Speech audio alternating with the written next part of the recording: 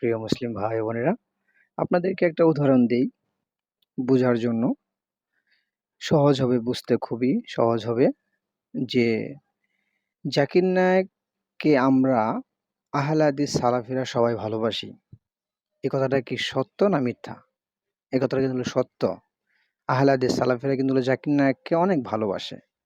আচ্ছা, এজন্যই আমি এই কথাটা বলি যে ভুল হলেও ঠিক, ঠিক হলেও ঠিক। এই যেটা আব্দুল্লাহ নায়েক বলছে মানে ঠিক। তার মানে কি বোঝাচ্ছে জানেন? যে আমি কিন্তু বললে সত্য কথা বলতেছি। সত্য কথা বলার পরে ওই যে একটা ডায়ালগ, ভুল হলেও ঠিক, ঠিক হলেও ঠিক। অ্যাটিটিউড, এই যেটা বললেন নাকি একটা অ্যাটিটিউড, অন্যরকম একটা ভাব, অ্যাটিটিউড। এজন্যই এই কথাটা আমি যোগ করি। কিন্তু কথা কিন্তু হলো আমি খুবই সুন্দর এবং সত্য কথা বলি। একটা কিন্তু হলো মিথ্যা কথা বলি না, এবং কিন্তু হলো একটা ফাউল বা একটা মানে অপছন্দের কথা বলি না। তো এটা অ্যাটিটিউড আমার একটা ভাব। এজন্যই আমি বলি যে ভুল হলেও ঠিক, ঠিক হলেও ঠিক। আমি কিন্তু সত্যি কথাই বলি। কিন্তু ওই যে ওইটা একটু বলি কারণ অ্যাটিটিউডের জন্য। আবার অহংকার না। অ্যাটিটিউড, অহংকার কিন্তু হলো ২ প্রকার। অহংকারই একটা, অ্যাটিটিউডই একটা।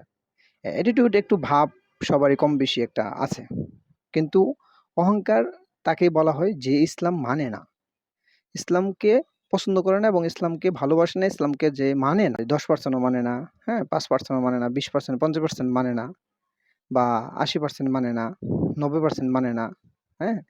এটা হচ্ছে অহংকার। আর অ্যাটিটিউড অন্যরকম। অ্যাটিটিউডই অন্যরকম।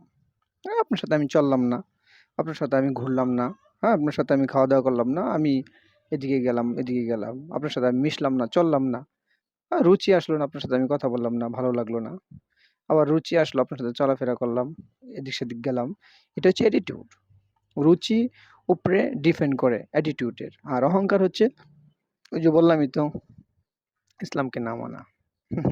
ইয়েস, যেটা বললেন এক বলছে মানে কি ঠিক। ভুল হলো ঠিক, ঠিক হলো ঠিক। যেটা বললেন এক বলছে মানেই ঠিক।